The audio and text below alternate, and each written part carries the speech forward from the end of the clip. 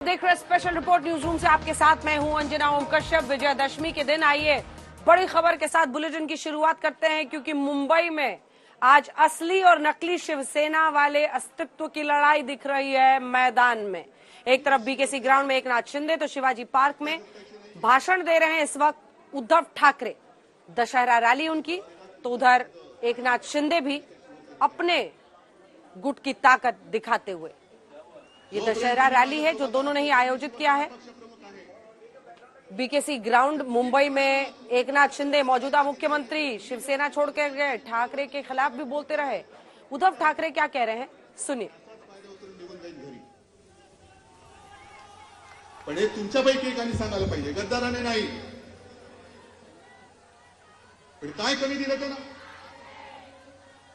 बाप मंत्री, कारते खासदार, कोणाचा आमदार, पुन्हा डोळे लावून बसले नातू नगरसेवक। अरे त्याला मोठा तो होते, शाळेत तर जाऊ रे, आत्ताच नगरसेवक।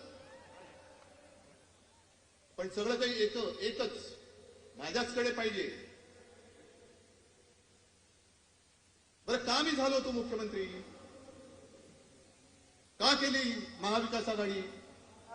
उनको मंत्री भी बनाया, मुख्यमंत्री जब बनाने की बात आई थी। अतिशय स्पष्टपणाने सांगतो की भारतीय जनता पक्षाने पाठीत वार केला, म्हणून त्यांना धडा शिकवण्यासाठी मी महाविकास आघाडी केली होती। आणि तुम्ही साक्षात आज मला सांगा, मी केलं होतं ते बरोबर केलं होतं की नव्हतं? सांगा सगळ्यांनी।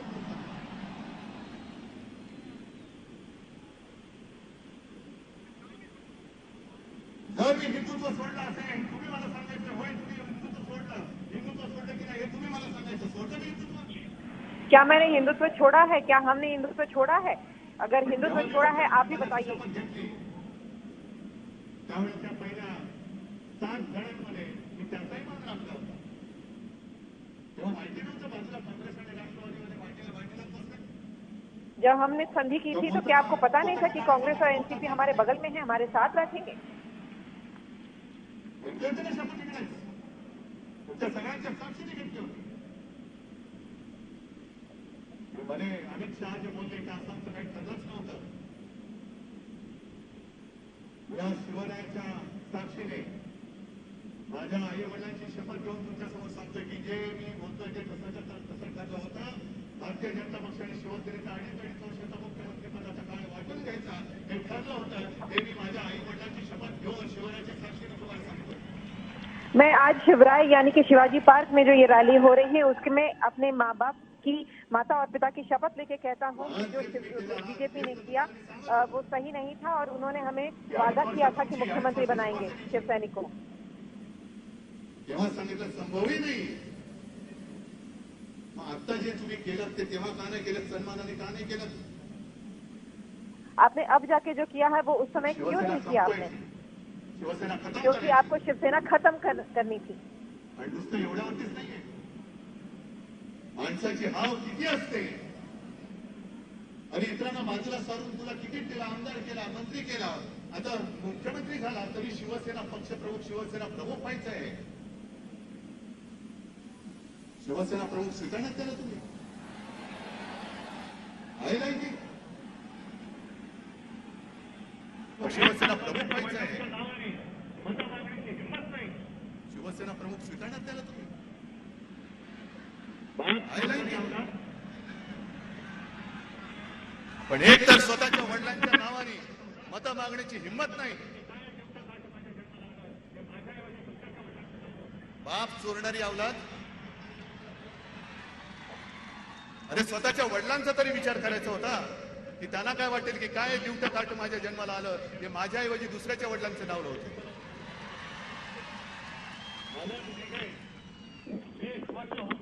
ना स्वतःचे विचार, म्हणून आज शिवसेना प्रमुख आपल्या सोबत नाहीयेत, मग त्यांचे फोटो लावून मत मागायची। आनंद दिघे इस वक्त उद्धव ठाकरे बोल रहे हैं कि किस तरह से उनके पिता के नाम की जो लोग हैं वो नाम चोरी करने का प्रयास कर रहे हैं, नाम चुरा रहे हैं।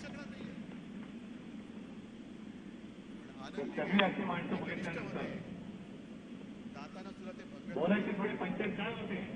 दातात सुद्धा बघत भगवान कारण आपले माननीय उपमुख्यमंत्री देवेंद्रजी ही सगळी अशी माणसं बघितल्यानंतर त्यांना कायदा चांगला कळतो. बोलायची थोडी पंचायत काय होते, कारण आपले माननीय उपमुख्यमंत्री उद्धव ठाकरे ने जो सामने जो भीड़ खड़ी है उनसे ये पूछा कि ये लोग जो सामने खड़े हैं वो शिवसेना की जो प्रमुख की जो गद्दी है वो चुराना चाहते हैं, वो लेना चाहते हैं, क्या ये उन्हें दी जा सकती है? तो भीड़ ने ना के स्वरूप में कहा है। हा टोमणा नाही मारला मी. ते म्हणतात की उद्धव ठाकरे नुसते टोमणे मारतात. अहो, तुमचं चांगलं मी बोलतोय की सभ्य माणूस आहे, याला कायद्याचं कळतं, हा उपमुख्यमंत्री आहे, ह्याच्यात काय टोमणा मारला? महाराष्ट्राचे मुख्यमंत्री होते. इस वक्त वो देवेंद्र फडणवीस पे कटाक्ष करते हुए कह रहे हैं कि उन्होंने कहा था कि वो फिर से आएंगे, लेकिन जब आए तो वो ईडी की सरकार लेके आए।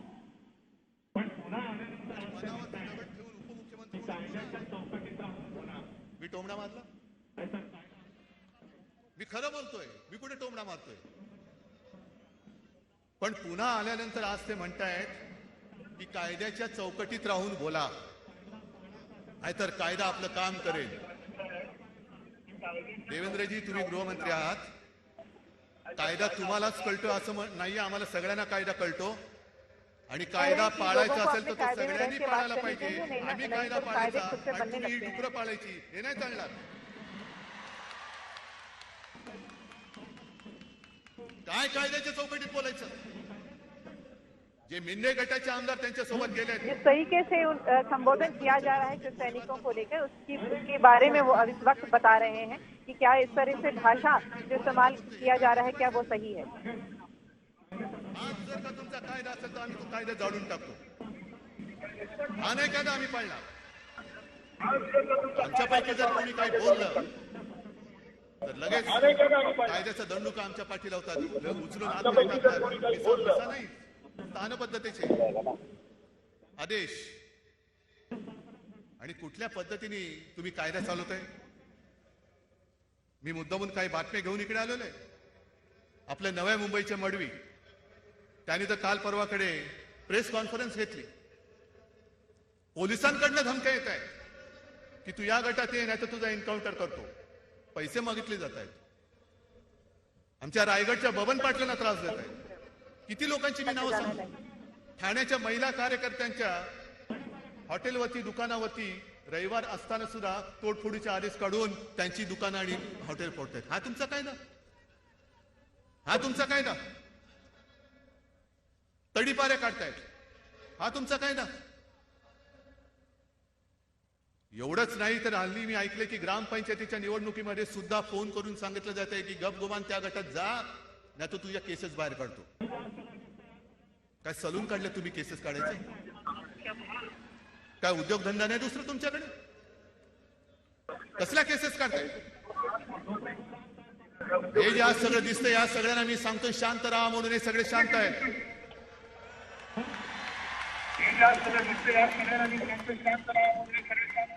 आणि जोपर्यंत शांत मैं आहे लोगों को कह रहा हूँ कि वो तोपर्यंत शांत रहें, इसलिए वो शांत हैं, वरना आप बैठ के जो जिस तरह से केसेस निकाल रहे हैं, केसेस है, क्या वो तरीका है काम करने का?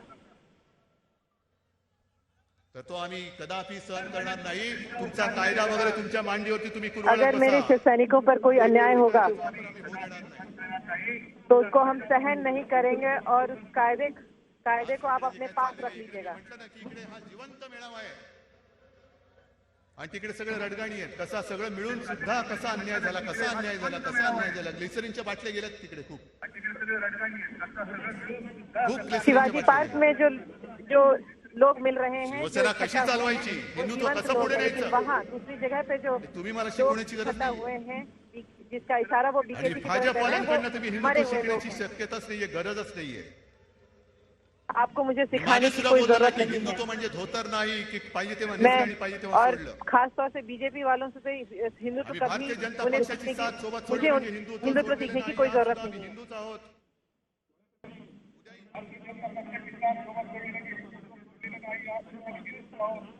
मैं अभी भी हिंदू हूँ और मुझे भाजपा से ये सीखने की जरूरत नहीं है।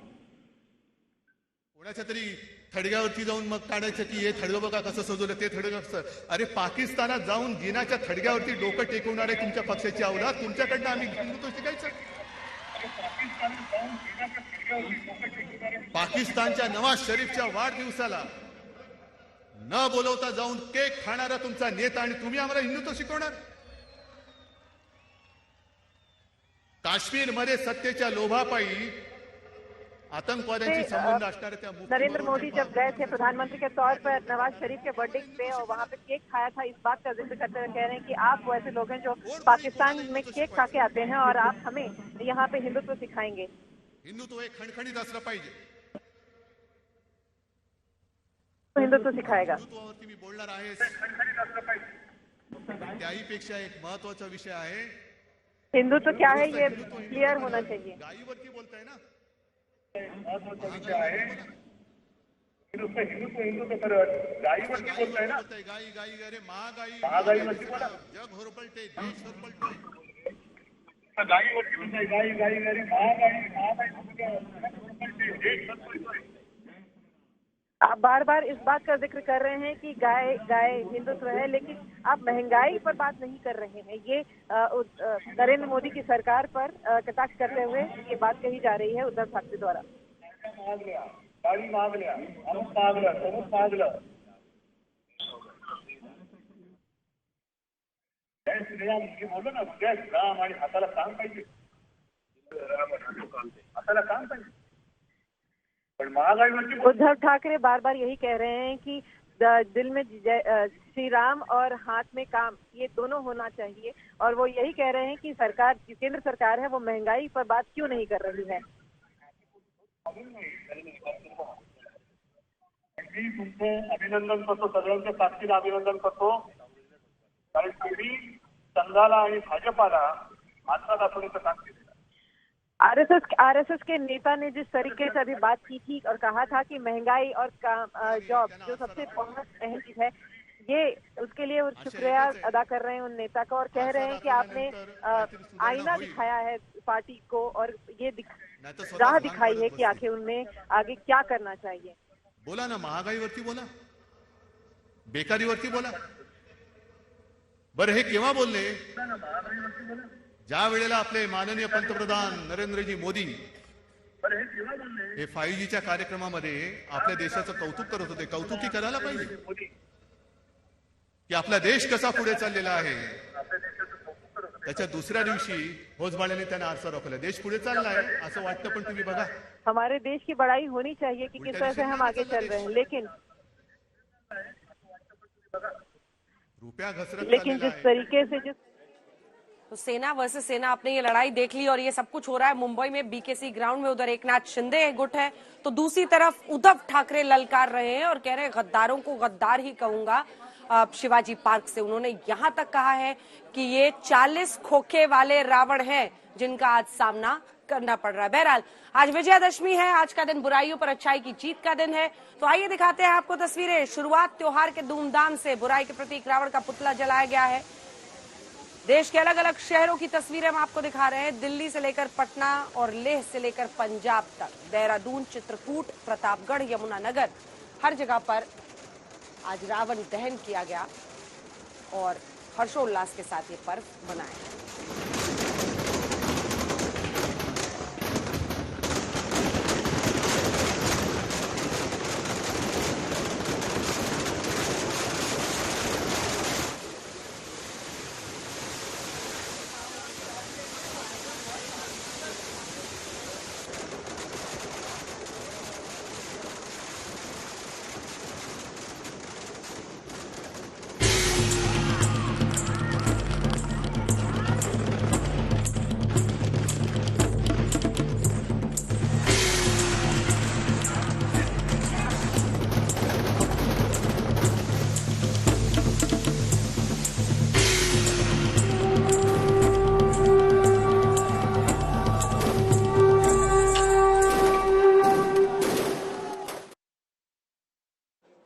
आपने शहर शहर रावण दहन की तस्वीरें देखी और अब आपको दिखाते हैं विजयदशमी के दिन प्रधानमंत्री मोदी ने हिमाचल प्रदेश में चुनाव की रणभेरी फूंक दी है।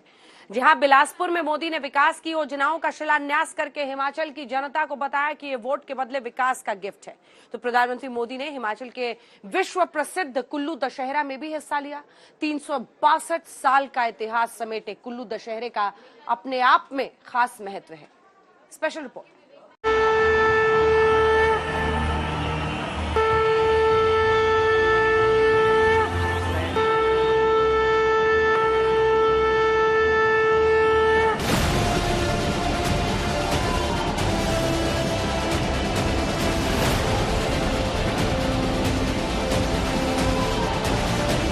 ये हिमाचल प्रदेश के चुनावों का शंखनाद है जो प्रधानमंत्री मोदी ने बिलासपुर की धरती से रणसिंघा बजाकर कर दिया है। हम आपको बता दें कि रणसिंघा एक पारंपरिक वायु वाद्य यंत्र है। आजकल इसका इस्तेमाल सामाजिक व धार्मिक समारोह के शुभारंभ पर होता है। ये देवी देवताओं का मुख्य वाद्य यंत्र है। रियासत काल के समय में रणसिंघा का इस्तेमाल युद्ध की रणभेरी के लिए होता था।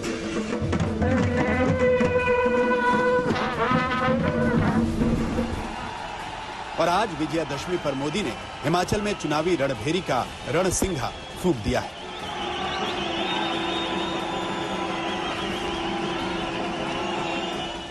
विजयादशमी हो और विजय का रणसिंघा फूंकने का अवसर मिले,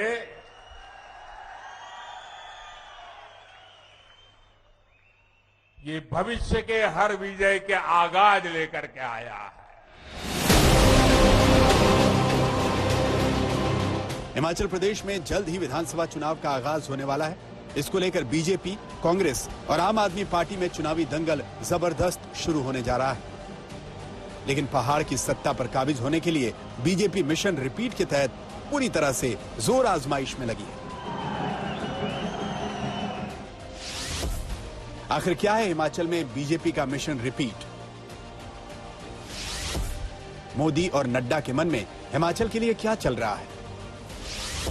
मिशन रिपीट को अचीव करने के लिए बीजेपी का प्लान क्या है? आज विजयादशमी यानी दशहरा है, जिसे बुराई पर अच्छाई का पर्व माना जाता है।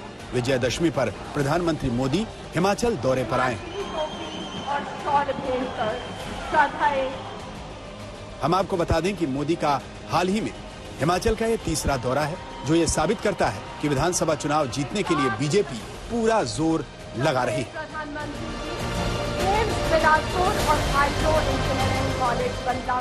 और इसीलिए आज बिलासपुर में प्रधानमंत्री मोदी ने हिमाचल को 3,650 करोड़ की परियोजनाओं की सौगात दे दी। सबसे पहले 1,470 करोड़ रुपए की लागत से बने एम्स का उद्घाटन हुआ। मोदी ने यह भी बताया कि आज जो कुछ हिमाचल को मिला है वो उनके वोट की बदौलत मिला है। और ये अगर एम्स बना है तो आपके एक वोट की ताकत है। अगर टनल बना है तो आपके एक वोट की ताकत है। हाइड्रो इंजीनियरिंग कॉलेज बना है तो ये आपके वोट की ताकत है।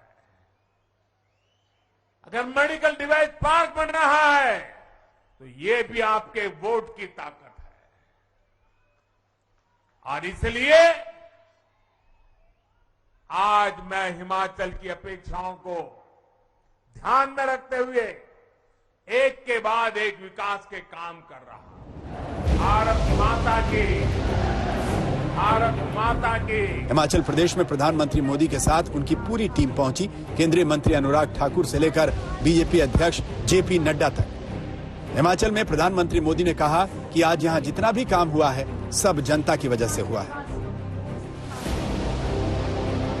हिमाचल की इस भूमि पर काम करते हुए मुझे निरंतर हिमाचल की विकास यात्रा का सही यात्री बनने का अवसर मिला है। और मैं अभी सुन रहा था, अनुराग जी बड़े जोर जोर से बोल रहे थे कि ये मोदी जी ने किया, ये मोदी जी ने किया, ये मोदी जी ने कहा। हमारे नड्डा जी भी कह रहे थे ये मोदी जी ने किया, ये मोदी जी ने किया, और हमारे मुख्यमंत्री जयराम जी भी कह रहे थे मोदी जी ने किया, मोदी जी ने किया। लेकिन मैं सच्चाई बता दूं किसने किया, बता दो। ये जो कुछ भी हो रहा है ना, वो आपने किया है, आपके कारण हुआ है। अगर आप दिल्ली में सिर्फ मोदी जी को आशीर्वाद देते और हिमाचल में मोदी जी के साथियों को आशीर्वाद न देते, तो ये सारे कामों में वो अड़ंगे डाल देते।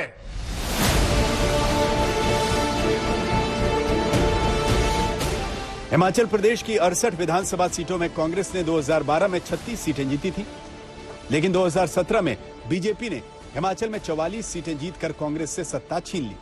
2022 में बीजेपी के सामने सत्ता रिपीट करने की चुनौती है।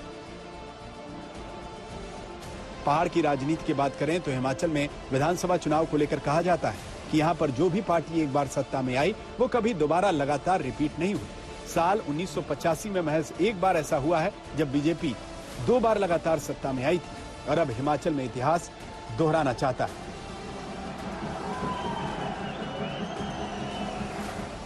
बिलासपुर में चुनावी शंखनाद के बाद प्रधानमंत्री मोदी हिमाचल प्रदेश में इंटरनेशनल कुल्लू दशहरा देखने पहुंचे। यहां उन्होंने भगवान रघुनाथ जी की रथ यात्रा देखी और उनके दर्शन किए। फोल्डेड हैंड्स एक्सेप्टिंग ग्रीटिंग देवताओं को लेकर वो यहाँ अटल सदन के प्रांगण में मोदी ने देवी देवताओं का आशीर्वाद लिया। मोदी कुल्लू दशहरा उत्सव में शामिल होने वाले देश के पहले प्रधानमंत्री। कुल्लू में 47 मिनट रुकने के बाद मोदी दिल्ली लौट आए। हम आपको बता दें कि कुल्लू दशहरे का विशेष महत्व है। कुल्लू दशहरा 1660 में यानी 362 साल पहले शुरू हुआ था। कहा जाता है कि जब कुल्लू के राजा जगत सिंह किसी गंभीर रोग से पीड़ित थे, तब एक साधु ने उन्हें इस रोग से ठीक होने के लिए भगवान रघुनाथ जी की स्थापना की सलाह दी थी। सन्यासी ने राजा को बताया था कि उनका स्वास्थ्य ठीक होने के लिए यही एकमात्र उपाय है। साधु की सलाह पर राजा जगत सिंह ने कुल्लू में भगवान रघुनाथ जी की मूर्ति की स्थापना की और उसके बाद अयोध्या से भगवान रघुनाथ जी यानी श्री राम की प्रतिमा को कुल्लू लाया गया और उनकी स्थापना की गई।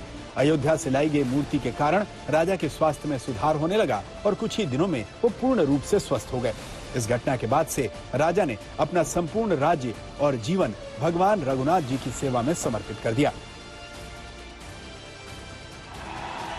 बाकी जगहों की तरह यहाँ एक दिन का दशहरा नहीं होता, बल्कि 7 दिनों तक उत्सव मनता है। लेकिन यहाँ कोई रावण दहन नहीं होता। यहाँ के लोगों का मानना है कि करीब 1000 देवी देवता इस अवसर पर देवलोक से पृथ्वी पर आकर इसमें शामिल होते हैं। आज तक ब्यूरो। आज विजयदशमी के दिन गृह मंत्री अमित शाह ने कश्मीर में बड़ा ऐलान किया। उत्तरी कश्मीर के बारामूला में शाह ने न्यू कश्मीर पर अपना विजन डॉक्यूमेंट पढ़कर सुनाया। क्या है कश्मीर पर शाह का VVV प्लान, देखिए।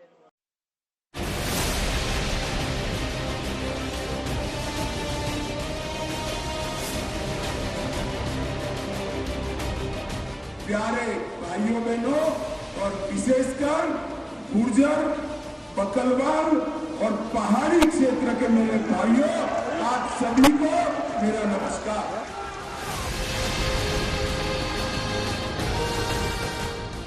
पहले क्या दिया घाटी के युवाओं, मैं बताता हूं आपने क्या दिया। महबूबा जी, फारूक साहब, आपने घाटी के युवाओं के हाथ में पत्थर पकड़ा,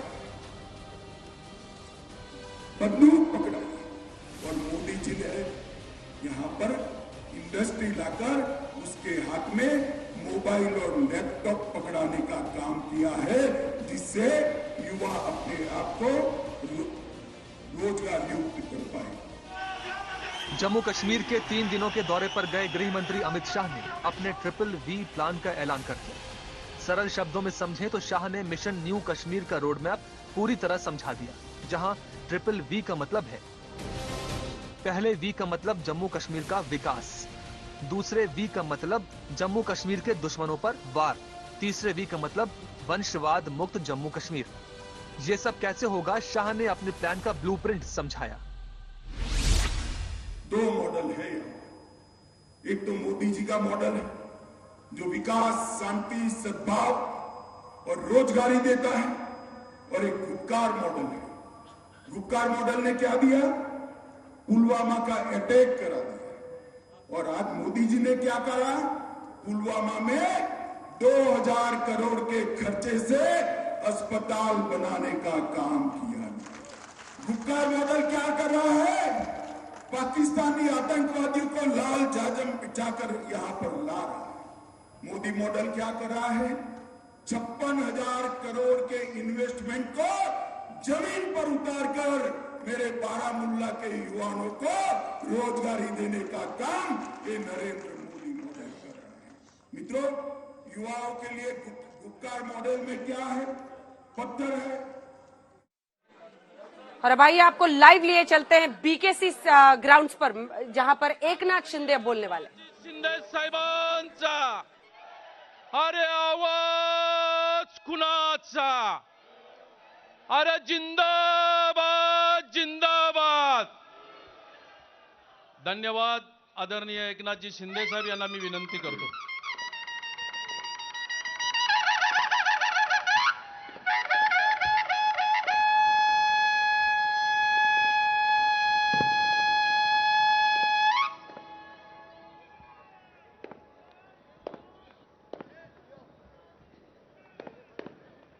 हिंदवी स्वराज्य संस्थापक छत्रपती शिवाजी महाराज की. महाराष्ट्राचं आराध्य दैवत छत्रपती शिवाजी महाराज की. जय भवानी. जय शिवाजी. हिंदू हृदय सम्राट शिवसेना प्रमुख बाळासाहेब ठाकरे यांचा, धर्मवीर आनंद दिघे साहेबांचा, गर्व से कहो हम, गर्व से कहो हम. शिवसेना प्रमुखांच्या ज्वलंत हिंदुत्वाच्या विचारांचे पाईक आणि या सभेला उपस्थित असलेल्या माझ्या तमाम कट्टर शिवसैनिक बंधू आणि भगिनींना, राज्यातील तमाम जनतेला मी सर्वप्रथम विनम्र अभिवादन करतो. या विराट जनसमुदायाला मी विनम्र अभिवादन करतो.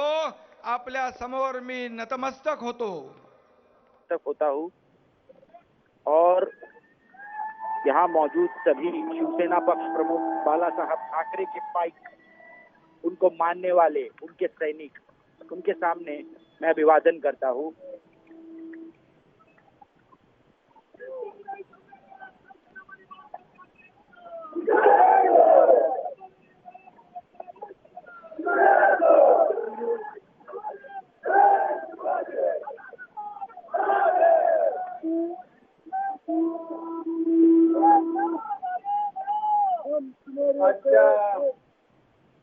विराट अतिविराट सभेला उपस्थित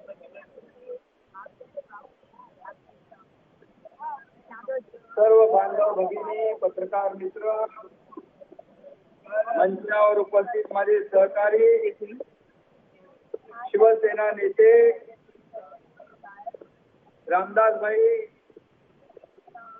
शिवसेनेचे नेते श्री तडसोजी, आज की इस विराट अति विराट रैली में उपस्थित सभी शिव सैनिक, सभी पदाधिकारी, सभी मंत्री, सभी नेते, सभी उपनेते, सभी सांसद, सभी विधायक,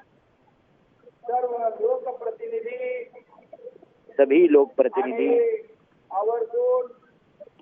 या ठिकाणी उपस्थित असलेल्या नेता वहिनी ठाकरे और खास करके यहाँ पर उपस्थित नीता भाभी ठाकरे, एडवोकेट निहार ठाकरे और सभी पदाधिकारी, पार्टी के जिला के प्रमुख से लेकर सभी शाखा प्रमुख तक, साथ ही युवा सेना के सभी पदाधिकारी, महिला पदाधिकारी, उनका स्वागत करता हूँ.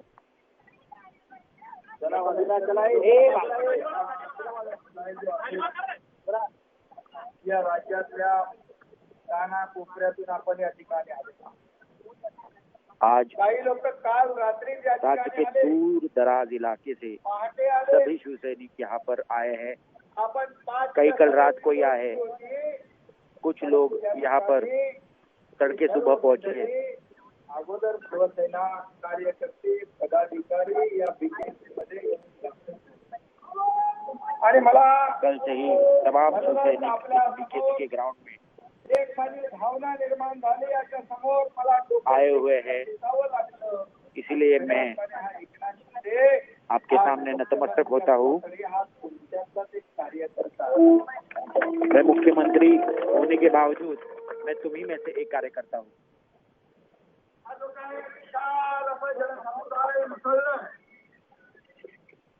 आम्ही घेतलेली हिंदुत्वाची बाळासाहेबांची भूमिका, हिंदुत्व रक्षणाची भूमिका, हमने हिंदुत्व रक्षण की भूमिका ली है. बालासाहेब ठाकरे की हिंदुत्व की भूमिका ली है. इसीलिए राज्य भर से सभी लोग हमारा समर्थन कर रहे हैं. यहाँ पर जो आखिर में बैठा जो कार्यकर्ता है वो दिखाई भी नहीं दे रहा. इतना बड़ा जन सैलाब यहाँ पर उमड़ा है. तुमच्या कॅमेऱ्याची तरी पर्यंत पोहोचते का बघा. थोडे कॅमेरा तिकडे वळवा. आणि या महाराष्ट्रातल्या मीडिया कर्मियों को विनती करता हूँ थोड़ा कैमरा पीछे घुमाइए और आपके लेंस में भी क्या पीछे का कार्यकर्ता दिखाई दे रहा है कि नहीं ये बताइए.